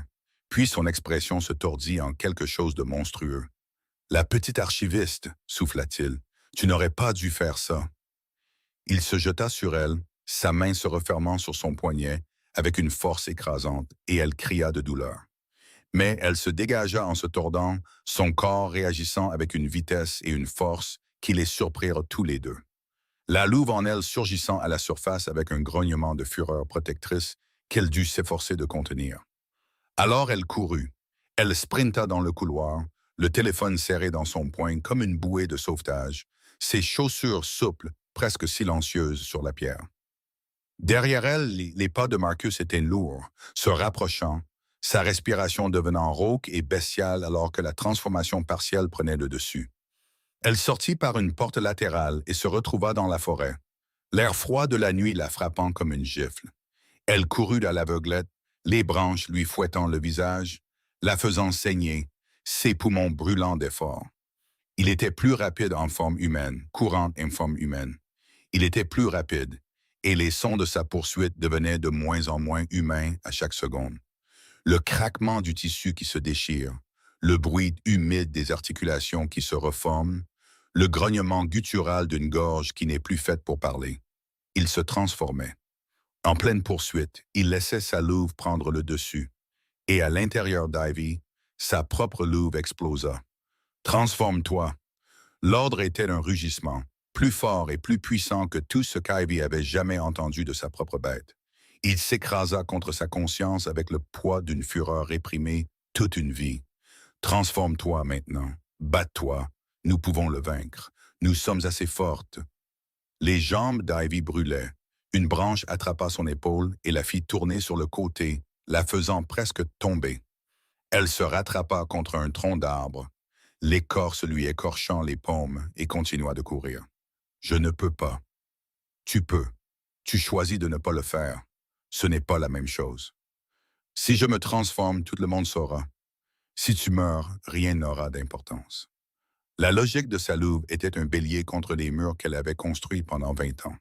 Et la chose terrible, c'est que la louve avait raison. Elle pouvait le sentir. Le pouvoir enroulé en elle comme un ressort comprimé, prêt à exploser. Elle pouvait sentir exactement à quelle vitesse elle serait sous forme de louve. À quel point elle serait forte. Comment la forêt se transformerait d'un parcours d'obstacles en une autoroute. Elle pouvait sentir la certitude absolue de sa louve qu'elle pouvait combattre Marcus et gagner, ou au moins le distancer si complètement qu'il ne comblerait jamais l'écart. Tout ce qu'elle avait à faire était de lâcher prise. Mais 20 ans de conditionnement étaient leur propre sorte de cage, et la serrure était une peur si vieille et si profonde qu'elle s'était calcifiée en quelque chose qui ressemblait à de l'os. La terreur d'être vu, la terreur d'être connu, les mains de sa mère sur ses épaules, meurtries, et le murmure désespéré. Ils auront peur de toi. Ils te détesteront. Ils te détesteront moins qu'ils ne te regretteront quand tu seras morte, grogna sa louve. Et il y avait quelque chose dans sa voix qu'Evie n'avait jamais entendu auparavant. Pas seulement de la colère, mais de l'angoisse. Une véritable angoisse profonde. Le son d'une créature regardant la personne qu'elle aimait le plus choisir la destruction plutôt que la survie à cause d'une peur qui n'avait plus de sens.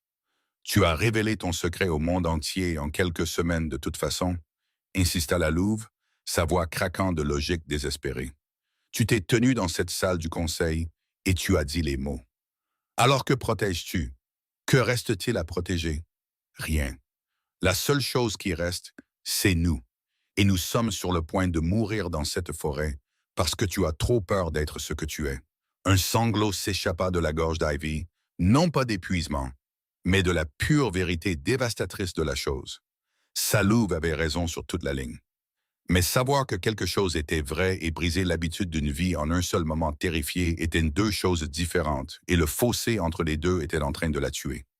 Marcus était proche maintenant. Elle pouvait entendre ses pattes, des pattes, pas des pieds. Il s'était entièrement transformé, déchirant le sous-bois derrière elle. 20 mètres, peut-être 15. Les grognements étaient assourdissants, résonnant contre les arbres, rebondissant dans la forêt sombre, comme le son de sa propre mort approchant à grande vitesse. Sa louve fit une dernière tentative. Pas un rugissement cette fois, pas une dispute, un murmure. Alors laisse-moi te protéger d'une autre manière. Le lien. Utilise le lien. Appelle-le. Appelle notre âme sœur. Le changement de tactique perça là où la force avait échoué. La foulée d'Ivy vacilla, son esprit basculant de la dispute sur la transformation au fil d'or qu'elle pouvait sentir même maintenant, même à travers la terreur, même à travers les battements de ses jambes défaillantes et la brûlure de ses poumons. Fais-le maintenant, pressa sa louve, versant sa propre force dans l'effort. Pas dans la transformation qu'Evie n'autoriserait pas, mais dans le lien, canalisant chaque once de sa puissance considérable dans la connexion psychique, comme Ivy s'était entraînée avec hésitation pendant des semaines. Seulement cette fois, la louve ne murmurait pas. La louve était un hurlement. Ensemble, le désespoir humain et la fureur de la louve fusionnèrent en une seule impulsion dévastatrice. Elles étendirent la main vers le fil d'or du lien d'âme sœur et y déversèrent tout ce qu'elles avaient. Pas une lueur, pas un murmure, une détonation. Toute sa peur, tout son amour, toute la fureur en cage de la louve et sa rage protectrice, et l'angoisse de 20 ans passés enfermés loin du monde.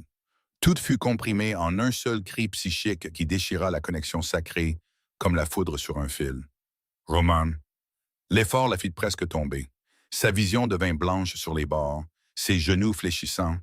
Elle trébucha, se rattrapa un chêne au bord d'une clairière et glissa au sol, le dos contre l'écorce, le téléphone toujours serré contre sa poitrine, son corps tremblant des suites d'une dépense psychique qui avait drainé tout ce qu'elle avait.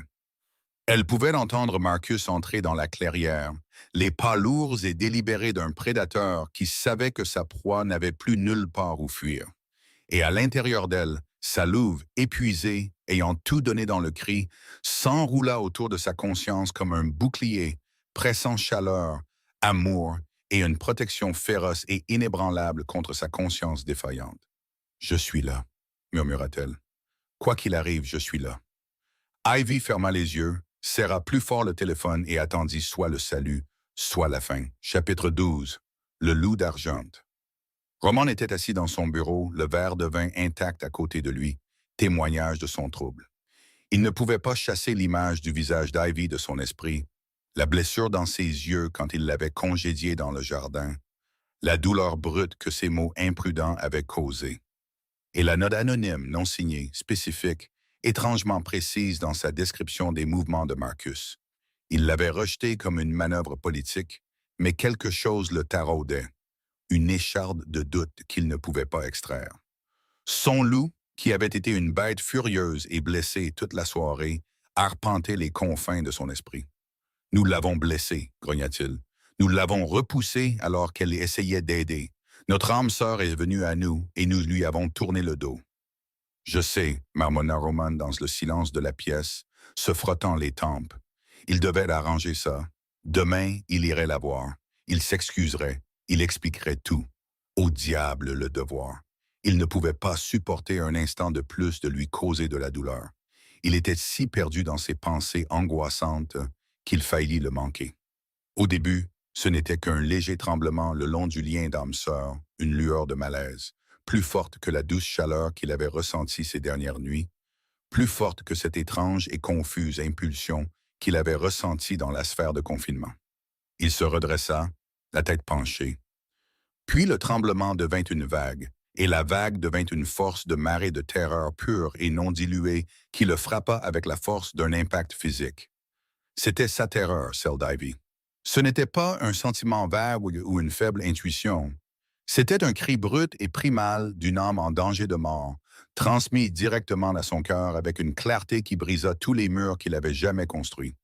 Le verre de vin sur la table à côté de lui explosa sous la pure force psychique de l'impact, des éclats de cristal se dispersant sur le bois. Roman, son nom à elle, prononcé de sa voix, à l'intérieur de son propre esprit, fut une révélation et une horreur tout à la fois. Notre âme sœur est en danger. Trouve-la. Le rugissement de son loup fut absolu, supplantant toute pensée rationnelle. Il n'y eut aucune hésitation, aucune stratégie, aucun roi. Il n'y avait que le mâle, l'âme sœur, le prédateur. Un rugissement guttural s'échappa de la gorge de Roman, alors que l'instinct prenait complètement le dessus. La transformation fut aveuglante, explosive, la plus rapide de sa vie. Les os craquèrent et s'allongèrent, les muscles se contractant et ondulant sous sa peau. Une fourrure, de la couleur de l'argent poli, jaillit de son corps comme un clair de lune liquide. Ses sens explosèrent vers l'extérieur dans une ruée vertigineuse. Le monde devint une tapisserie vibrante d'odeurs et de sons, de couleurs plus vives que ce qu'aucun humain ne pourrait percevoir. Mais à travers tout cela, une odeur dominait.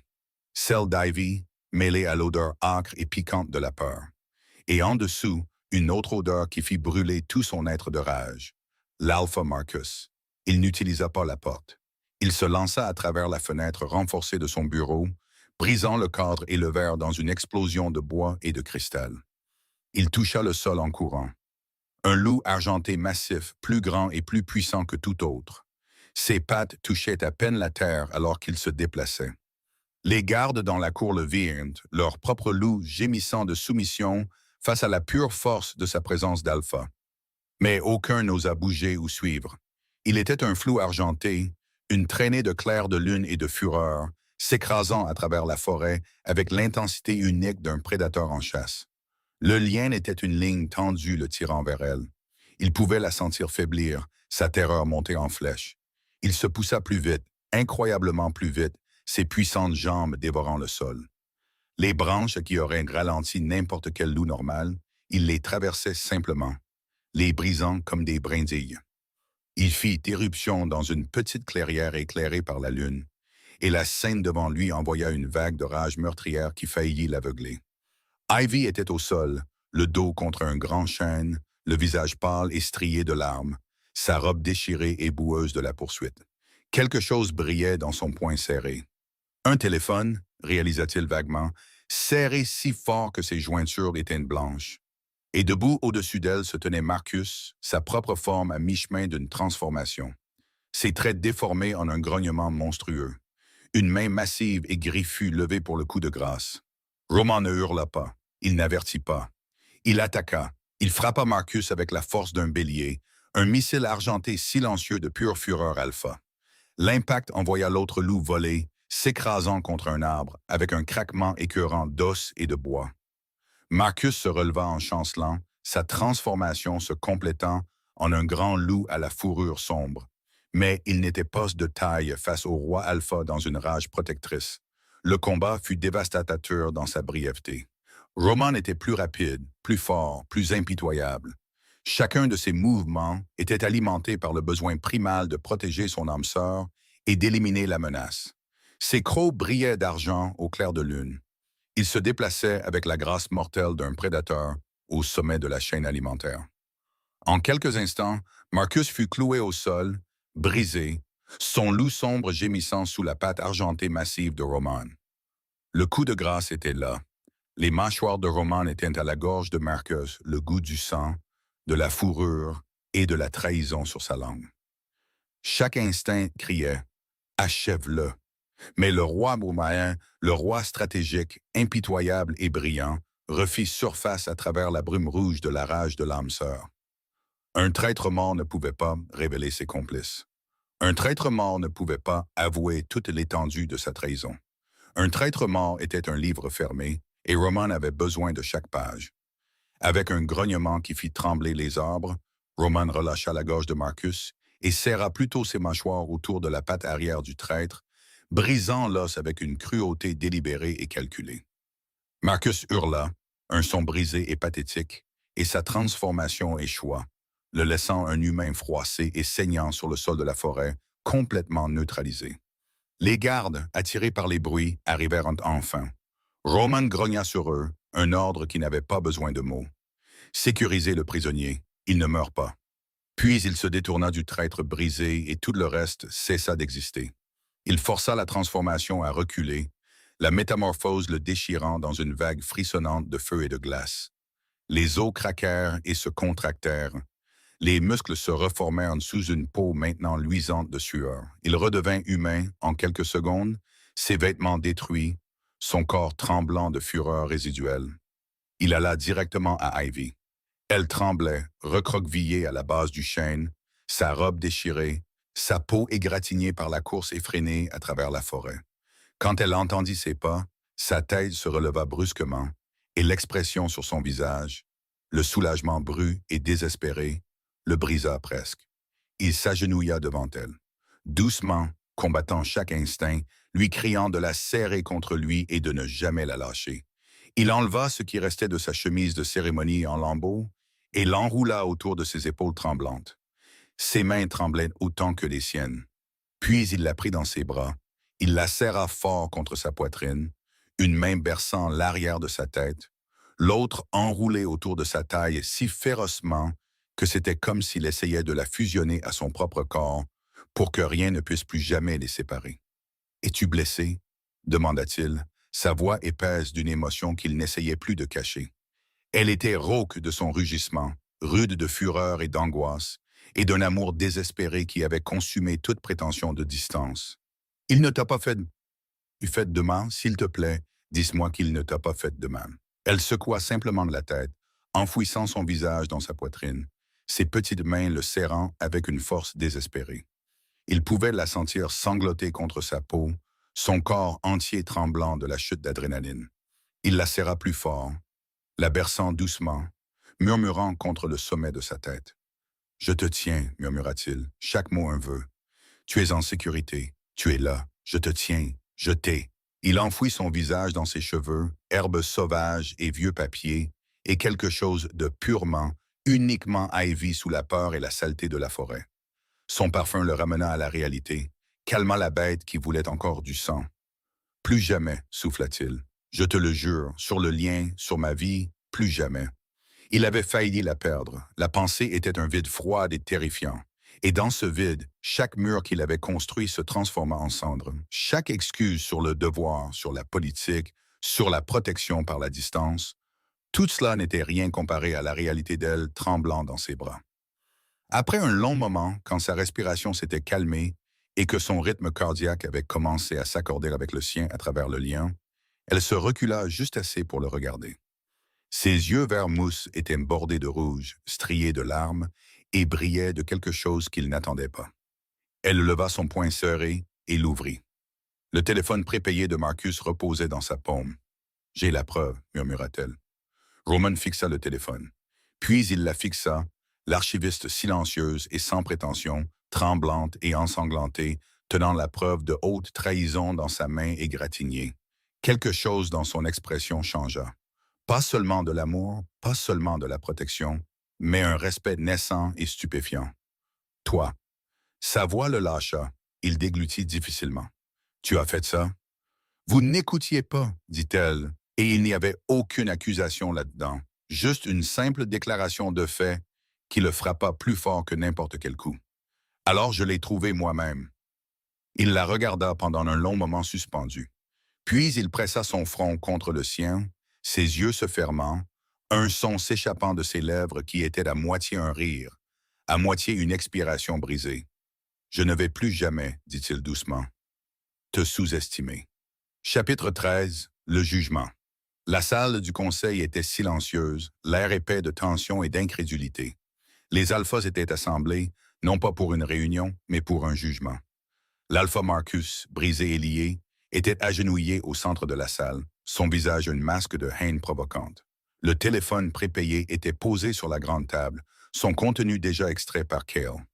Journaux d'appel, messages, coordonnées, tout cela pointant vers un réseau de trahison qui allait plus loin que quiconque ne l'avait imaginé. Roman se tenait devant eux, non pas dans ses robes royales, mais dans de simples vêtements empruntés, son port royal le seul ornement dont il avait besoin. À côté de lui, tenant sa main comme une bouée de sauvetage, se trouvait Ivy. Il refusait de la lâcher. Ses jointures étaient blanches là où elle serrait ses doigts, mais elle se tenait droite, sa peur éclipsée par une résolution calme et d'acier. « L'Alpha Marcus est le traître », annonça Roman, sa voix résonnant d'une finalité froide. Il a fourni des informations au journaliste humain Drake Weasels. Il prévoyait de laisser des caméras au rituel sacré de la nouvelle lune pour nous exposer tous. Il était prêt à sacrifier des familles, des enfants pour sa propre ambition. Un halètement collectif parcourut les alphas. Roman laissa le poids de la trahison s'installer. Marcus, même brisé, ricana depuis le sol. Vous n'avez aucun témoin, juste un téléphone qui pourrait appartenir à n'importe qui. Roman se tourna vers Cale. La maîtresse espionne s'avança, son expression sombre. Les données GPS du téléphone le placent dans ce donjon pendant chaque session du conseil.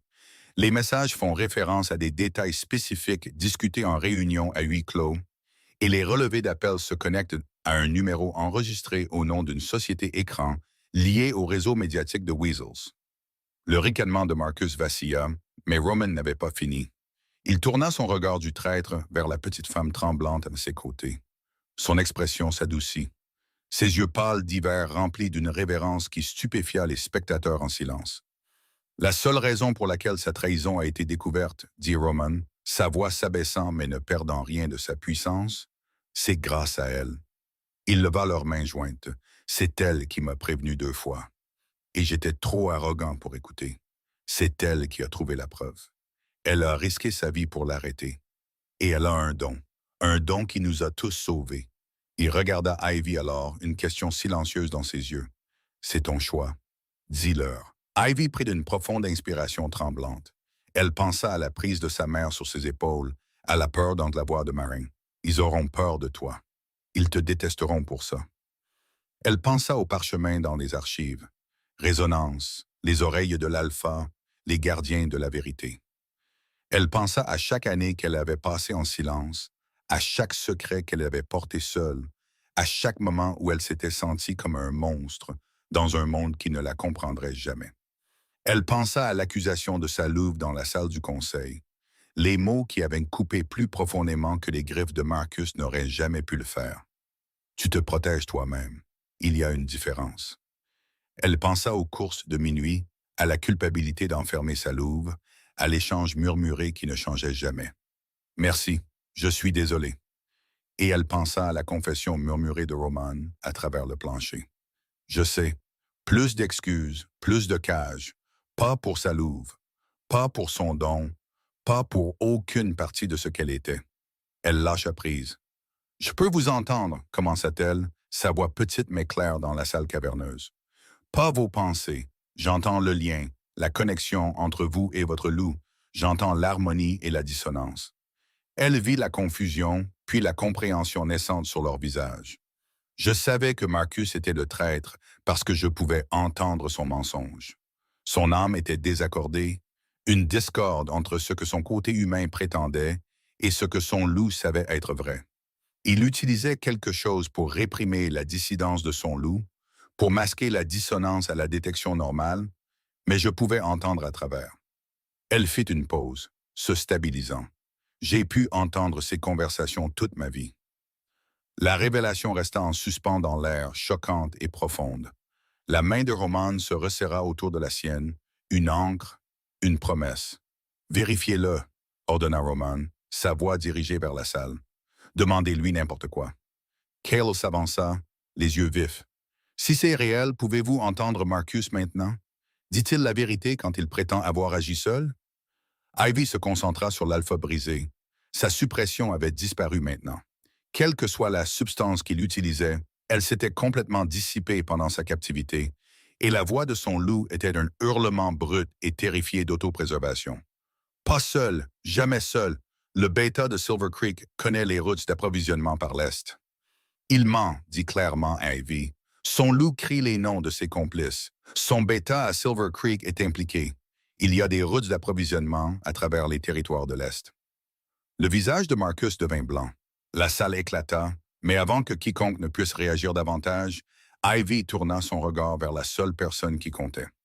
Elle regarda Roman, son cœur dans ses yeux, et baissa la voix pour que seul lui puisse l'entendre. « J'ai tout entendu », murmura-t-elle, la confession un torrent d'émotions dès le premier instant. « Votre loup et vous, les disputes, le désir, tout. » La prise de conscience s'abattit sur le visage de Roman. Le choc suivi d'une rougeur de gêne profonde et mortifiante, puis finalement une vague écrasante et brute d'émotion. Il comprit tout. Son étrange hésitation, ses regards entendus, la profonde blessure dans ses yeux quand il l'avait repoussée. Elle n'avait pas été confuse ou effrayée par lui. Elle avait écouté sa guerre interne, spectatrice de son âme torturée. Un son bas et étranglé s'échappa de ses lèvres, un mélange de rire et de sanglots brisés. Toute sa stratégie prudente, toute sa distance froide. Elle avait vu clair à travers.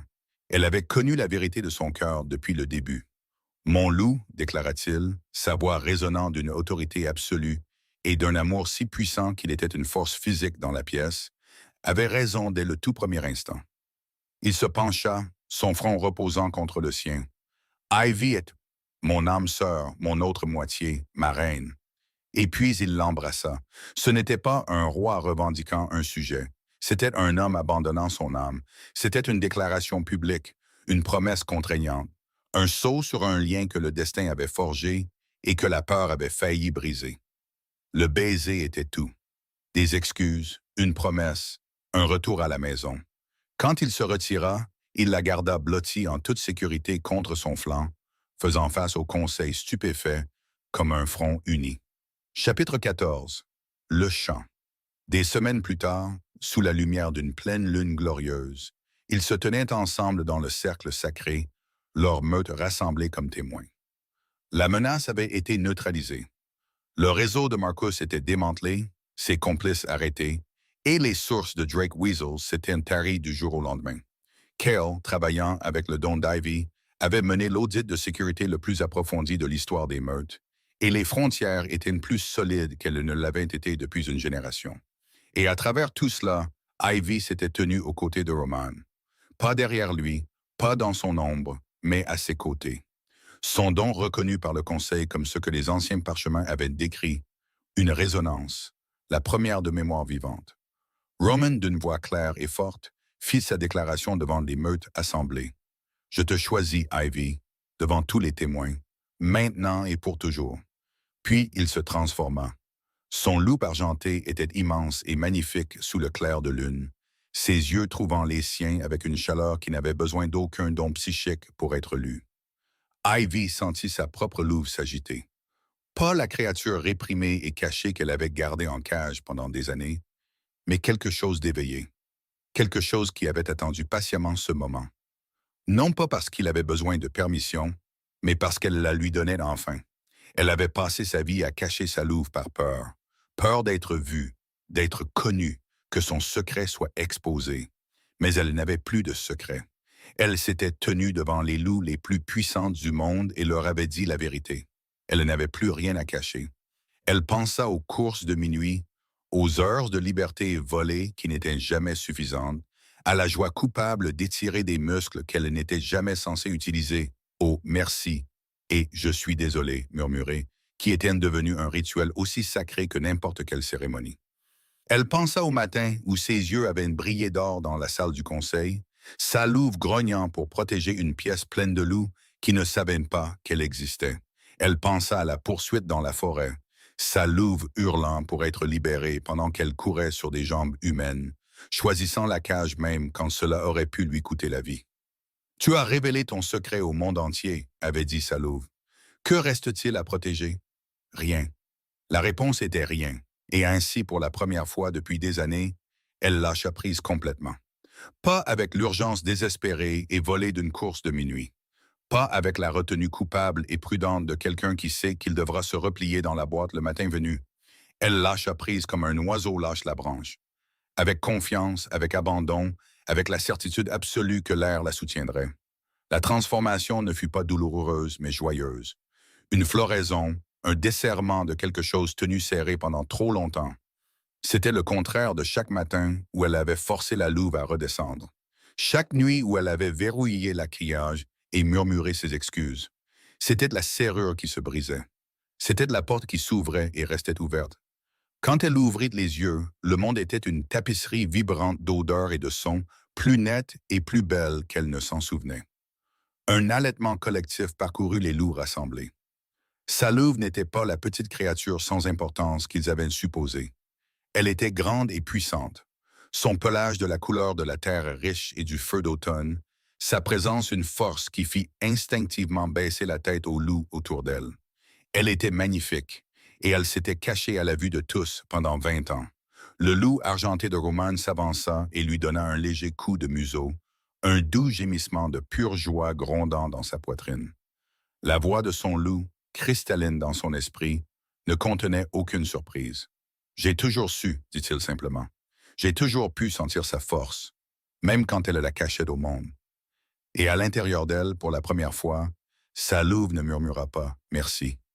Avec la gratitude silencieuse d'une prisonnière à qui l'on accorde un bref sursis, elle ne dit rien du tout.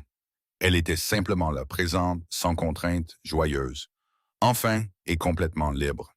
Le silence fut la chose la plus forte qu'Ivy ait jamais entendue. Et pour la première fois, la conversation n'était plus à sens unique. La louve d'Ivy répondit à travers le lien. Pas un cri cette fois, pas un murmure hésitant, mais un chant plein, clair et radieux qui se déversa de son âme dans la sienne. C'était tout ce qu'elle avait gardé silencieux toute sa vie.